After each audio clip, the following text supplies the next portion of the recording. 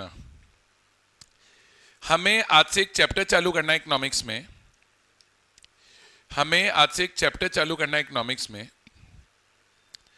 अब चैप्टर का बच्चों नाम है, चैप्टर का बच्चों नाम है, क्या नाम है सर चैप्टर का? चैप्टर का नाम है, चैप्टर नंबर 8 है ये हमारे इकोनॉमिक्स में। एग्रीगेट डिमांड एग्रीगेट सप्लाई का ही पार्ट है ये chapter aggregate demand aggregate supply का ही पार्ट है। इस चैप्टर का नाम है शॉर्ट रन इक्विलिब्रियम। ठीक है, एक बार इक्विलिब्रियम वर्ड छोड़ दीजिए, एक बार इक्विलिब्रियम वर्ड छोड़ दीजिए। पहले शॉर्ट रन का क्या मतलब है? देखिए, शॉर्ट रन का मतलब नॉर्मली आप अकाउंट्स पढ़ते हैं तो अकाउंट्स में तो क्या होता है, शॉर्ट टर्म माने 1 साल से कम और लॉन्ग टर्म माने 1 साल से ज्यादा। ये मतलब यहां पर नहीं है, यही सबसे मिस्टेक कॉमन स्टूडेंट्स करते हैं, नहीं करनी। शॉर्ट रन का क्या मतलब है बेटा? मिस्टर कीन्स बोले, जिसके ऊपर आप पूरा मैक्रो इकोनॉमिक्स पढ़ रहे हैं, एग्रीगेट डिमांड एग्रीगेट सप्लाई पढ़ रहे हैं, कीन्स का कहना यह था शॉर्ट रन वो पीरियड है जिस पीरियड में टेक्नोलॉजी कैन नॉट चेंज। जिस पीरियड में, देखो नॉर्मली क्या होता है, अपने को टेक्नोलॉजी चेंज करनी है तो उसके लिए रिसर्च करनी पड़ती है, डेवलपमेंट करनी पड़ती है, तब जाके नई टेक्नोलॉजी आती है, ऐसे तो नहीं आती है। तो शॉर्ट रन कौन सा पीरियड है? जिस पीरियड में technology will remain constant. Short run क्या पीरियड है? शॉर्ट रन वो पीरियड है जिस पीरियड में टेक्नोलॉजी विल रिमेन कांस्टेंट। अब नॉर्मली क्या होता है, जैसे जैसे टेक्नोलॉजी बेटर होती जाती है, जैसे जैसे टेक्नोलॉजी बेटर होती जाती है, इकोनॉमी में प्रोडक्शन या आउटपुट बढ़ता जाता है। क्या बोल रहा हूं? जैसे जैसे टेक्नोलॉजी क्या होती जाती है, बेटर होती जाती है, इकोनॉमी में प्रोडक्शन या आउटपुट बढ़ता जाता है। लेकिन अब टेक्नोलॉजी तो कांस्टेंट हो गई, तो अब क्योंकि टेक्नोलॉजी चेंज नहीं हो रही, टेक्नोलॉजी कांस्टेंट हो गई, टेक्नोलॉजी चेंज नहीं हो रही, तो प्रोडक्शन या output can not change. Production या output can not change due to technology. बोले टेक्नोलॉजी की वजह से प्रोडक्शन या आउटपुट चेंज नहीं हो सकता शॉर्ट रन में। तब शॉर्ट रन में कंट्री में जो टोटल आउटपुट आ रहा है, जो टोटल प्रोडक्शन आ रहा है, जो इकोनॉमी में total goods and service produce हो रहे हैं, फिर वो कैसे चेंज हो? फिर वो कैसे चेंज हो? आपने क्या कहा? शॉर्ट रन में टेक्नोलॉजी विल रिमेन कांस्टेंट। आपने क्या कहा? शॉर्ट रन में टेक्नोलॉजी विल रिमेन कांस्टेंट। आपने क्या कहा? शॉर्ट रन में प्रोडक्शन या आउटपुट की वजह से, टेक्नोलॉजी की वजह से प्रोडक्शन या आउटपुट चेंज नहीं हो सकता। सही बात। तो फिर प्रोडक्शन या आउटपुट चेंज कैसे होगा? शॉर्ट रन में production can change only when level of employment changes. Only when क्या changes? Level of employment changes. अगर इकोनॉमी में लेवल ऑफ एम्प्लॉयमेंट बढ़ गया ना, अगर इकोनॉमी में लेवल ऑफ एम्प्लॉयमेंट बढ़ गया ना या कम हो गया, तो उसके अकॉर्डिंग आउटपुट चेंज हो सकता है। देखो एक चीज समझो, आप ये तो जानते हो हर इकोनॉमी में थोड़े बहुत लोग अनएम्प्लॉयड होंगे। अब जैसे इंडिया एक डेवलपिंग नेशन है, नॉर्मली डेवलपिंग कंट्रीज में अनएम्प्लॉयड पॉपुलेशन बहुत ज्यादा रहती है। डेवलप्ड कंट्रीज होती हैं तो वहां पे अनएम्प्लॉयड लोग कम होते हैं, बट अनएम्प्लॉयमेंट होती हर कंट्री में। आप बोलो कि कोई कंट्री में सबको नौकरी मिल गई, हाइपोथेटिकली ये पॉसिबल है, प्रैक्टिकली पॉसिबल नहीं होता। तो अब हर इकोनॉमी में थोड़ी बहुत अनएम्प्लॉयमेंट तो होती है। तो अब जो लोग बेरोजगार बैठे हैं, अगर उनको काम मिल जाएगा तो आउटपुट बढ़ जाएगा ना। अभी मान लो ये सिर्फ ये 6 लोग काम कर रहे हैं, 1 2 3 4 5 6। अब इन 3 लोगों को भी काम पे लगा दिया तो ये 6 लोग तो प्रोडक्शन कर ही रहे थे, अब ये 3 लोग भी करेंगे तो आउटपुट बढ़ेगा ना। तो शॉर्ट रन में क्या होता है, अगर एम्प्लॉयमेंट इंक्रीज होगी तो क्या इंक्रीज हो जाएगा? आउटपुट। और अगर एम्प्लॉयमेंट कम होगी तो आउटपुट कम हो जाएगा। तो शॉर्ट रन में टेक्नोलॉजी तो कांस्टेंट हो गई, टेक्नोलॉजी तो चेंज हो नहीं रही, तो production can change only when level of employment changes. तो as the employment will increase, output will also increase, and as the employment will decrease, output will also decrease. बोलो आया? अपने को कुल मिला के क्या ध्यान रखना है? अपने को कुल मिला के क्या ध्यान रखना है?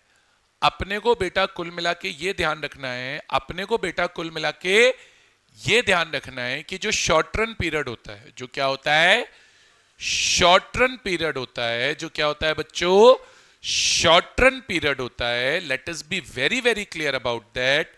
उसमें अगर इकोनॉमी में फुल एम्प्लॉयमेंट आ गया बाय चांस, वैसे तो ये हाइपोथेटिकल सिचुएशन है, बट मान लीजिए फुल एम्प्लॉयमेंट आ गया, फुल एम्प्लॉयमेंट आ गया मतलब जितने लोगों को काम मिलना चाहिए था सबको मिल गया, कोई अनएम्प्लॉयड है ही नहीं, तो फिर आउटपुट कैन नॉट चेंज। भाई जब सारे लोगों को काम मिल चुका है, फुल एम्प्लॉयमेंट हो चुका है, तो फुल एम्प्लॉयमेंट के बाहर जाके तो आप लेवल ऑफ एम्प्लॉयमेंट नहीं बढ़ा सकते, तो फिर आउटपुट भी चेंज नहीं हो सकता। तो पहले आप ये शॉर्ट रन वर्ड समझो। शॉर्ट रन मतलब क्या, वो पीरियड जिसमें टेक्नोलॉजी चेंज नहीं हो रही, क्योंकि टेक्नोलॉजी चेंज नहीं हो रही तो आउटपुट टेक्नोलॉजी की वजह से चेंज नहीं हो सकता, तो फिर आउटपुट किसकी वजह से चेंज हो सकता है, सिर्फ एम्प्लॉयमेंट की वजह से। एम्प्लॉयमेंट बढ़ेगी तो आउटपुट भी बढ़ेगा, एम्प्लॉयमेंट कम होगी तो आउटपुट भी कम हो जाएगा। और एक बार इकोनॉमी में फुल एम्प्लॉयमेंट आ गया, एक बार इकोनॉमी में फुल एम्प्लॉयमेंट आ गया, उसके बियॉन्ड तो फिर आउटपुट कभी चेंज होगा ही नहीं। That situation in the economy is called short run. कोई प्रॉब्लम, पहले बताओ यहां तक क्लियर है? ठीक है, तो पहले शॉर्ट रन क्या है ये समझो, इक्विलिब्रियम इक्विलिब्रियम के बारे में बाद में सोचेंगे, पहले शॉर्ट रन क्या है सिर्फ इतना समझो। तो व्हाट इज शॉर्ट रन, पढ़िए। According to Keynes, short run is defined as a period of time during which technology plays no role in determination of output in the economy. It is assumed that technology will remain constant. आगे क्या बोल रहा है, output is determined exclusively by level of employment in the economy. Higher the level of employment, greater will be the output and vice versa. There is 1-to-1 relationship between output and employment.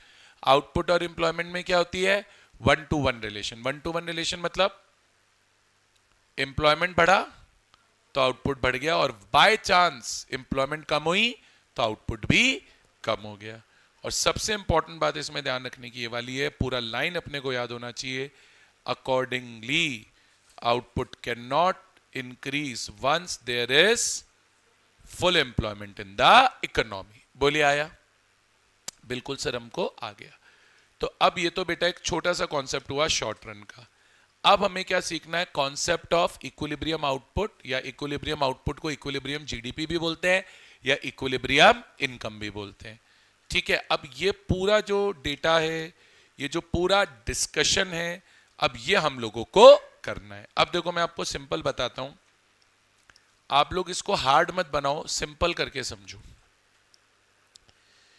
Economy में Y income है, अब income को हम as भी बोलते हैं, सब जानते हैं, इनकम को हम एएस भी बोलते हैं, हम सब जानते हैं। मान लीजिए मैंने इनकम अज्यूम करी 0, 20, 40, 60, 80, 100, 120, 140, 160, ऐसे मैंने इनकम अज्यूम कर ली।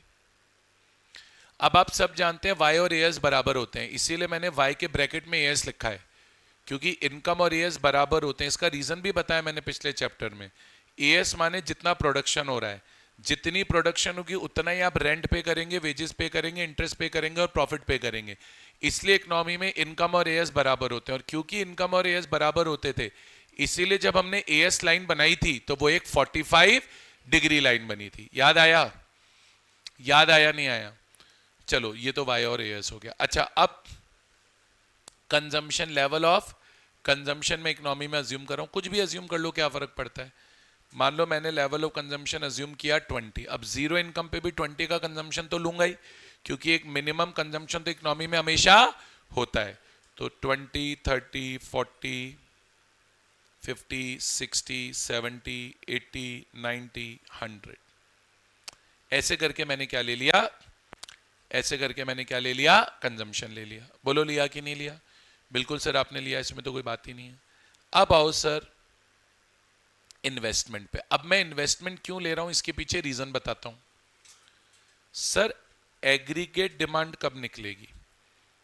अब मैं ये अज्यूम कर रहा हूं, और ये कीन्स थ्योरी में अज्यूम किया भी जाता है कि इकोनॉमी एक टू सेक्टर इकोनॉमी है, मैं ये अज्यूम कर रहा हूं कि इकोनॉमी एक टू सेक्टर इकोनॉमी, एक एक चीज के लॉजिक के साथ सिखाऊंगा, हवा में कुछ नहीं। अब मुझे बताओ, अगर टू सेक्टर इकोनॉमी होती है तो इकोनॉमी में दो ही सेक्टर होते हैं, एक हाउस होल्ड सेक्टर जिसका होता है प्राइवेट कंजम्पशन एक्सपेंडिचर यानी सी, और एक प्रोड्यूसर सेक्टर जिसका होता है प्राइवेट इन्वेस्टमेंट एक्सपेंडिचर यानी आई। तो एग्रीगेट डिमांड क्या होता है? सी प्लस आई। तो अब मैंने इन्वेस्टमेंट अगर निकाल ली और फिर मैंने सी प्लस आई कर लिया तो एग्रीगेट डिमांड आ जाएगी। आ जाएगी कि नहीं आ जाएगी एग्रीगेट डिमांड? बोलो यार। अब सर आप एक चीज समझना, कीन्स थ्योरी में सेकंड अजम्पशन ये है, कीन्स थ्योरी में पहला अजम्पशन ये है कि economy is a short run economy. दूसरा अजम्पशन है कि there are only two sectors in the economy, और तीसरा अजम्पशन है under Keynes theory it is assumed that investment will remain constant at different levels of income। आप ये assume करेंगे कि investment different level of income पे constant है, सच investment is called autonomous investment.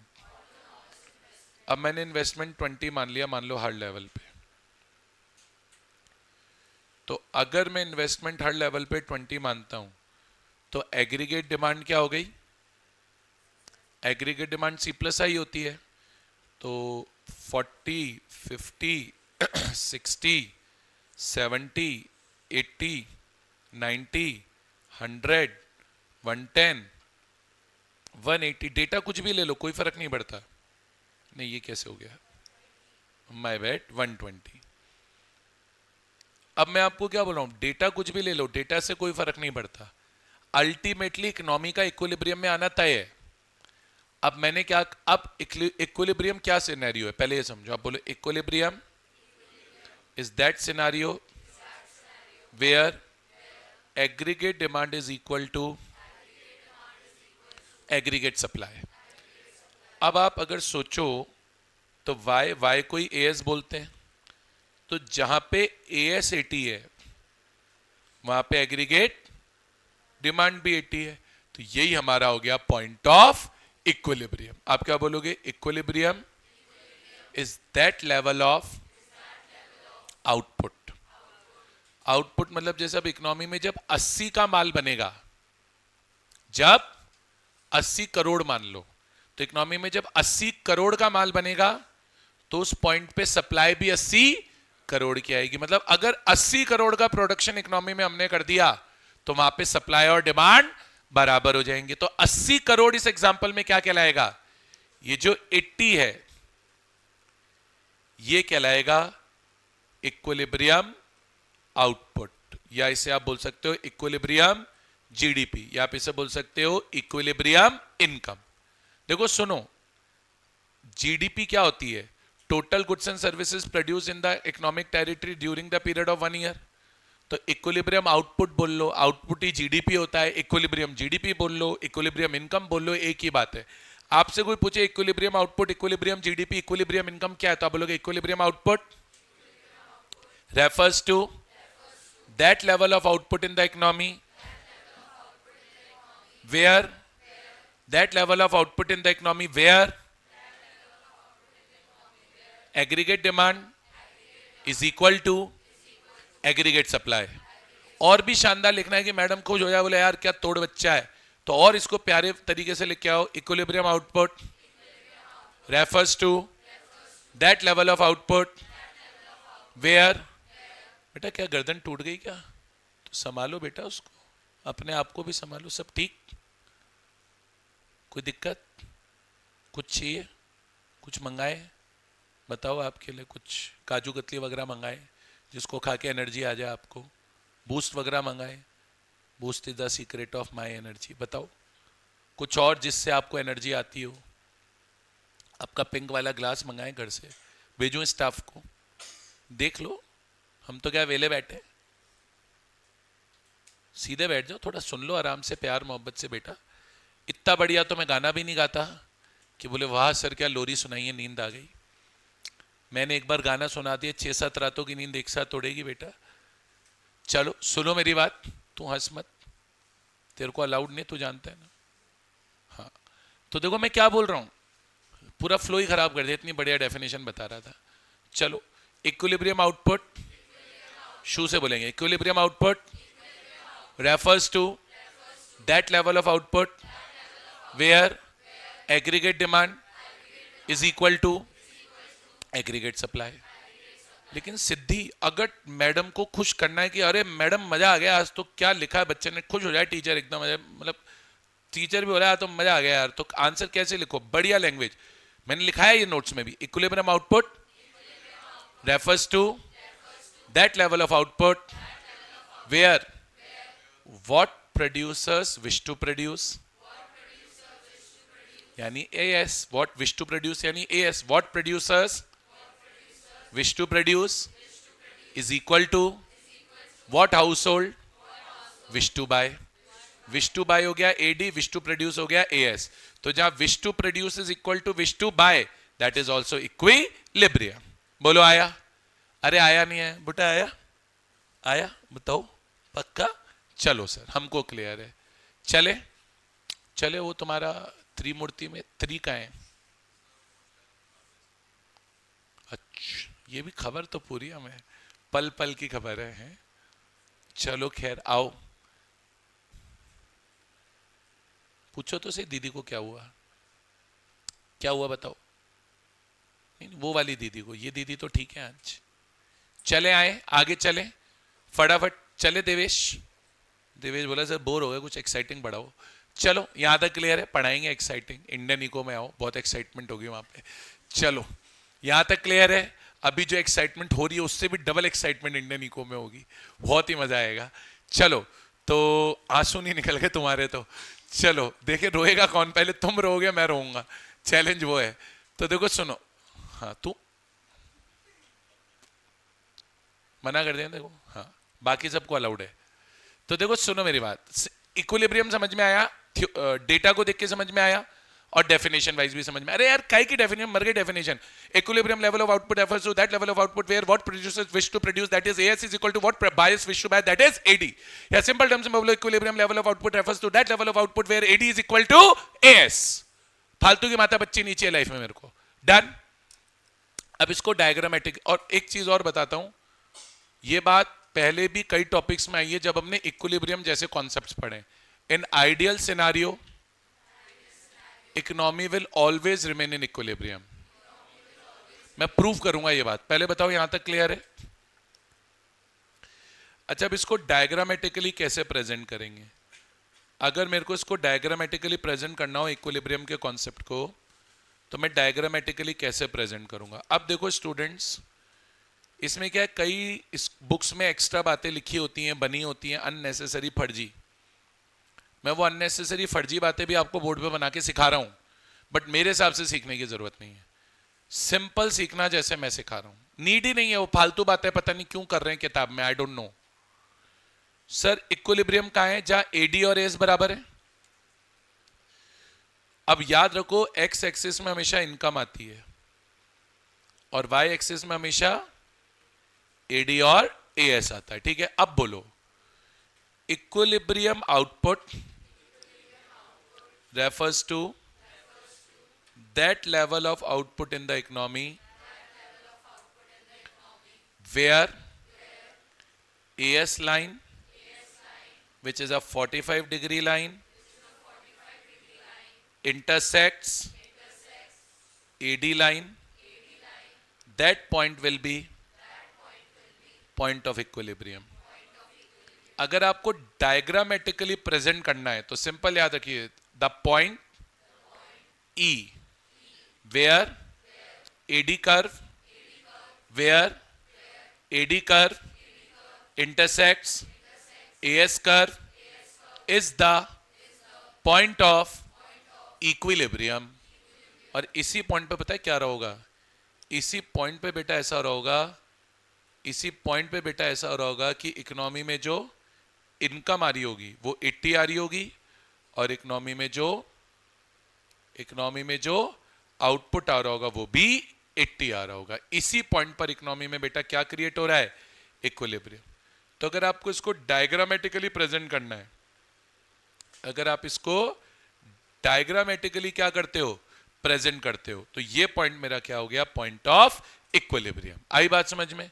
अब बुक्स वाले इसमें क्या गड़बड़ करते हैं मैं आपको ये बताता हूं। ये लोग क्या करते हैं, ठीक है ये तो एकदम है ही सही, जबरदस्ती इस डायग्राम में दो चीजें और बना देते हैं जिसकी कोई रिक्वायरमेंट नहीं है। ये तो वही वाली बात हो गई, मूवी देखने गए थे तो पॉपकॉर्न की तो रिक्वायरमेंट होती है, हमने ले भी लिए। अब शेल्फ में आगे नेचोस भी दिखे और समोसे भी दिखे, बोले वो भी ले लो। खाने वाने किसी को नहीं थे, बस बोले ले लो, रखे हैं तो। अरे क्यों ले लो? पॉपकॉर्न खाने तो आदमी पॉपकॉर्न लेगा, ये बोली नहीं कॉम्बो पैकेज मिल रहा था मैंने ले लिया। बेटा हाथी फ्री में मिलेगा तो पाल थोड़ी लोगे? नहीं आप पाल लो, आप यू आर केपेबल इनफ, ठीक है, बट हाथी फ्री में मिलेगा तो अपन पाल थोड़ी लेंगे। तू उसकी तरफ क्यों देख रहा है भाई? तू क्या कर रहा है? तू पालने वाला है क्या फ्री में? अपन अनंत अंबानी नहीं है, अपने पास वन तारा नहीं है बेटा, ना नीता अंबानी जैसी मम्मी है। तू समझ, जो 500 करोड़ का तो हार पहन के घूम रही है, उसके लिए क्या फर्क पड़ रहा है वन तारा वन तारा?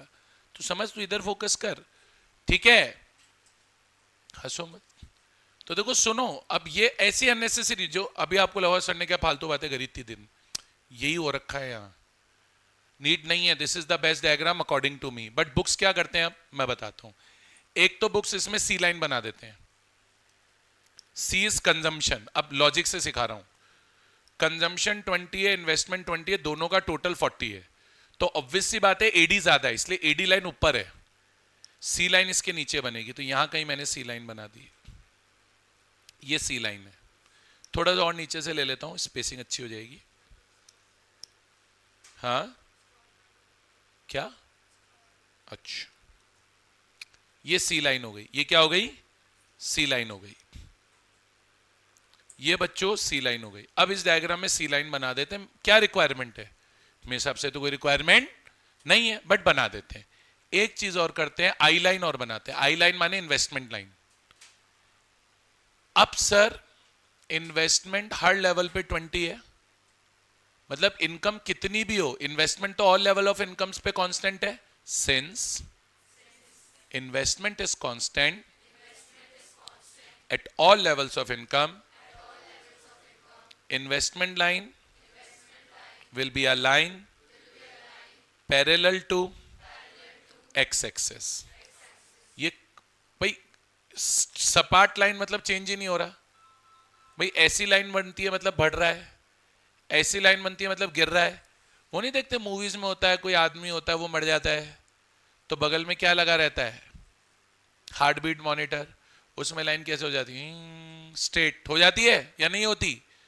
जो चीज कांस्टेंट नहीं है वो या तो अपवर्ड जाएगी या डाउनवर्ड जाएगी, और जो कांस्टेंट है वो हमेशा स्ट्रेट लाइन में बनेगी। तो I line is a line parallel to X axis.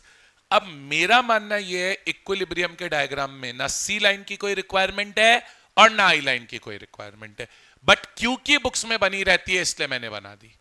तो आप जब ये डायग्राम ड्रॉ भी कर रहे हो, अब देखो मैं इसको रीड्रॉ कर रहा हूं पूरे डायग्राम को। जब आप डायग्राम को ड्रॉ भी कर रहे हो, माय एडवाइस, पहले सिंपल अपना डायग्राम बना लो। सिंपल डायग्राम कैसे बनाओगे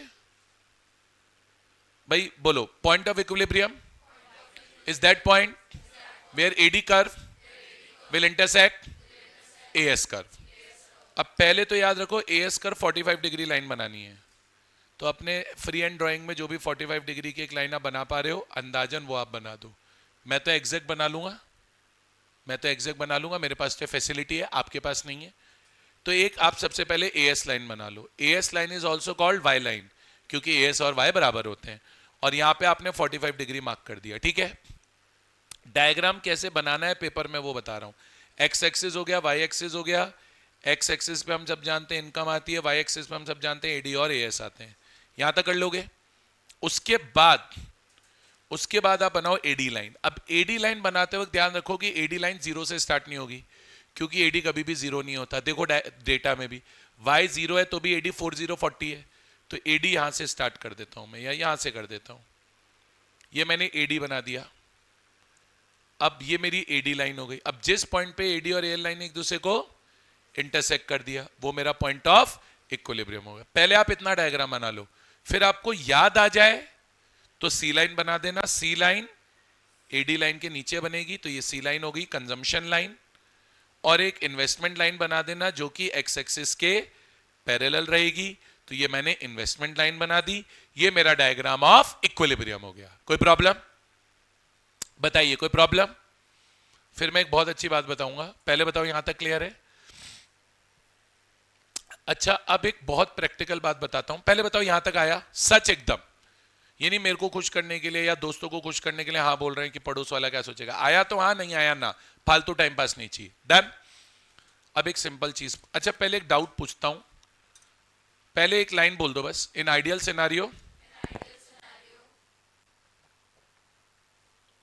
इन ideal scenario economy will always remain in the state of equilibrium, that is AD is going to remain equal to AS. Why? ये मैं समझाऊंगा, छोड़ो। मैं तो आपसे एक सवाल पूछ रहा हूं सिंपल। मान लो AS AD से ज्यादा है, एग्रीगेट सप्लाई एग्रीगेट डिमांड से ज्यादा है, क्या होगा? मैं तो सिंपल सवाल है। मान लो एक इकोनॉमी है, हाइपोथेटिकल इकोनॉमी है, उसमें सप्लाई डिमांड से ज्यादा है, क्या होगा बताओ? दो लोग हाथ उठा रहे, बीच में मत बोलना, देखो हाथ उठाओ, इसको सिस्टमेटिकली करेंगे। इकोनॉमी में मैं एक सिंपल सवाल पूछ रहा हूं, अगर तुम बढ़िए के बेटे हो और नहीं हो कोई टेंशन नहीं है, बट अगर तुम राजस्थान के सच्चे मारवाड़ी हो जो कि सारे हो, तो तुम्हें यह सवाल आना चाहिए। मैं पूछ रहा हूं एक हाइपोथेटिकल इकोनॉमी में, रिद्धि उसको मत देखो, उसको कुछ नहीं आता, उसको अपना नाम नहीं पता, कोई फायदा नहीं है, ठीक है? तुम्हारा माँ बाप ने नाम रिद्धि सिद्धि रखा है, तुम गणेश जी की पत्नियां हो, लक्ष्मी की मालकिन हो, तुम्हें नहीं आएगा ये जवाब तो किसी को नहीं आ सकता दुनिया में। सर एडी और एएस में मैंने कहा एक हाइपोथेटिकल इकोनॉमी है जहां एएस एडी से ज्यादा है।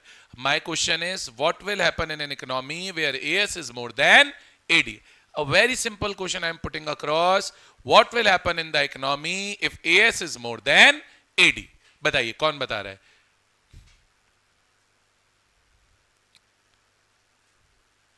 सेकेंड हाफ को आ गया, बताओ मानवी बताओ क्या होगा?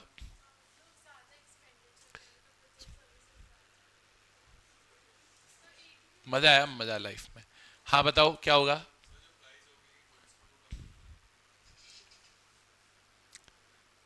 आपने गलत नहीं बोला, लेकिन वो हवा में तीर छोड़ने वाली बात है। मैं आपको पहले ही बता देता हूँ, क्योंकि अभी मैं आंसर बताऊंगा बोलो हाँ मैं तो यही बोला था। हाँ आप बोल रहे थे श्रेयांशी, बताइए। हाँ वो नहीं, हाँ कौन बढ़ जाएंगे? वाह वेरी नाइस। और कौन था? देवेश आप बता रहे थे, बताइए। हाँ वो तो ठीक है, देखो मतलब ऐसे नहीं आप गलत बोल रहे हो या ये राधेश गलत बोल रहा है, सही नहीं बोल रहे, बट आप सही भी नहीं बोल रहे, अटक गए बीच में। सर मैं देखो एक सिंपल लॉजिक बोलता हूँ, अगर किसी चीज की इकोनॉमी में सप्लाई ज्यादा है और डिमांड कम है, तो सबसे पहली प्रॉब्लम ये क्रिएट होगी, you will have excess stock, माल बिकेगा नहीं, मेरे पास फालतू का एक्सेस स्टॉक पड़ा रहेगा। तो क्या होगा बताओ? व्हेन इन एन इकोनॉमी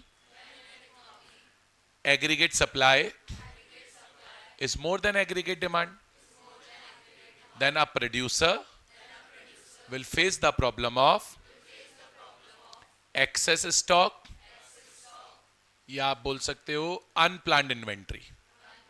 अब मेरे पास फालतू स्टॉक पड़ा है, एक्सेस स्टॉक, और इतना माल पड़ा है, अब उस माल को बेचने के लिए, माल को बेचने के लिए, अब तू बोल, माल को बेचने के लिए मैं प्राइसेस को कम करूंगा।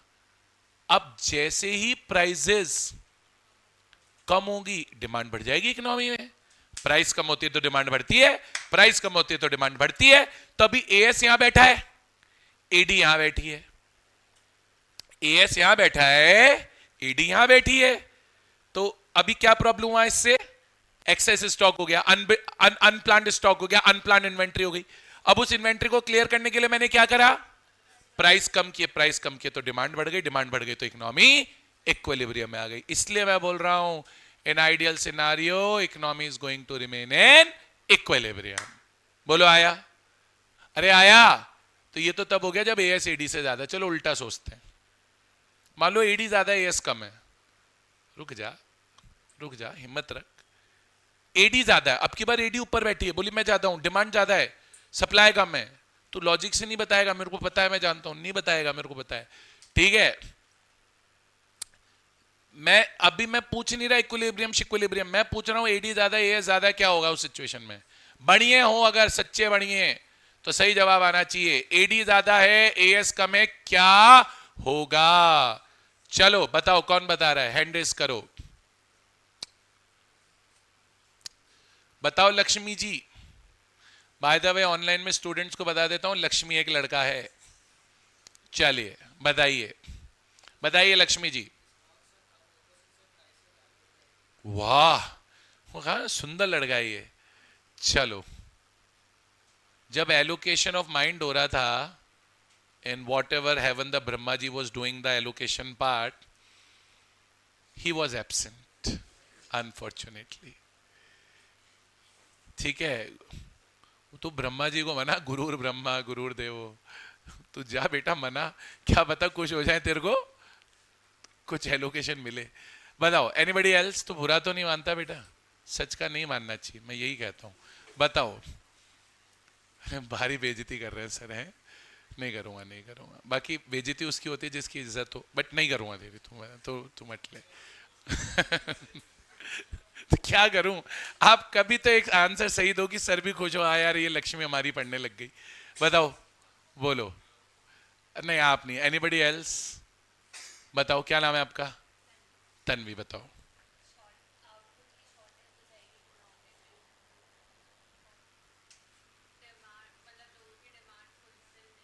बस मुझे नहीं सुनना सर। देखो, एक तो इसको करने का तरीका है जो पिछली सिचुएशन समझी उसका वाइस वर्सा होगा, बट वो रटने वाला तरीका है, इसको थोड़ा डेप्थ में समझो। इकोनॉमी में जब डिमांड ज्यादा होती है और सप्लाई कम होती है, तो पहली चीज तो there will be loss of demand. Customer मेरी दुकान पे आके खाली हाथ वापस चला जाएगा, क्योंकि डिमांड ज्यादा है, सप्लाई उतनी है नहीं, तो सारे लोगों को मैं माल बेच नहीं पाऊंगा। तो कुछ कस्टमर्स ऐसे होंगे जिनको मुझे वापस रिटर्न करना पड़ेगा। अब कस्टमर वापस रिटर्न करूंगा तो मुझे तो लॉस ऑफ प्रॉफिट होगा, लॉस ऑफ प्रॉफिट होगा। ये मैं सह नहीं सकता, ये मैं सह नहीं सकता, मैं तो बढ़िया हूं। तो मैं प्राइस महंगी कर दूंगा, मैं प्राइस महंगी कर दूंगा। प्राइस महंगी करने से क्या होगा?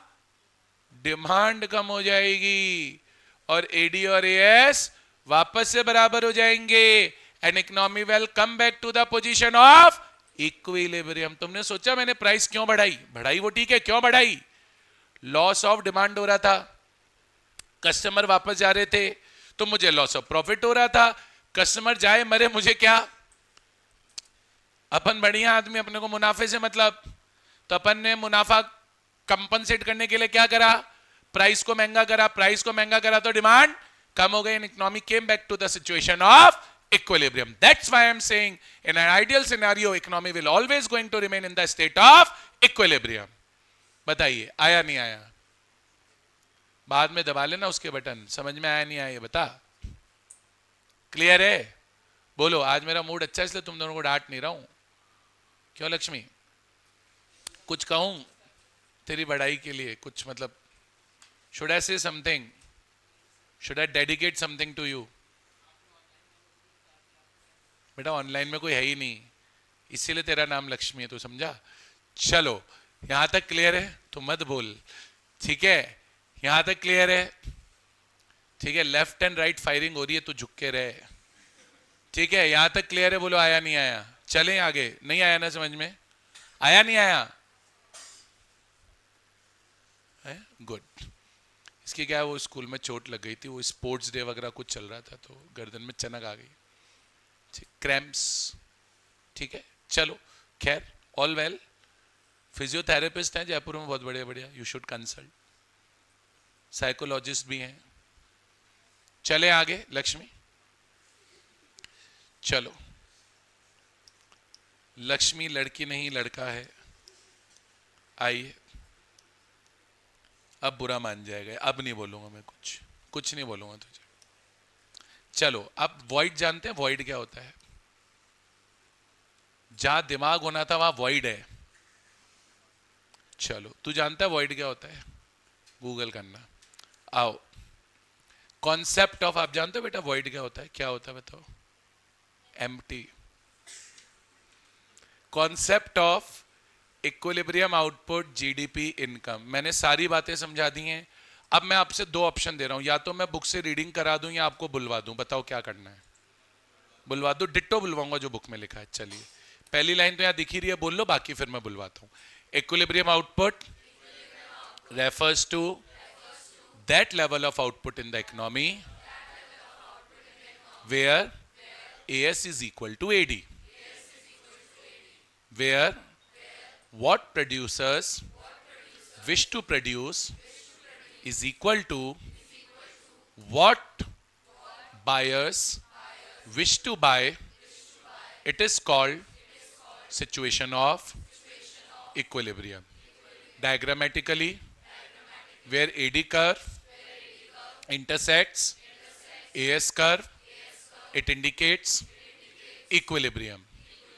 यहां तक क्लियर है? अच्छा, अब इसमें एक चीज और बताता हूं। ये बात हमने पिछले चैप्टर में सीखी थी।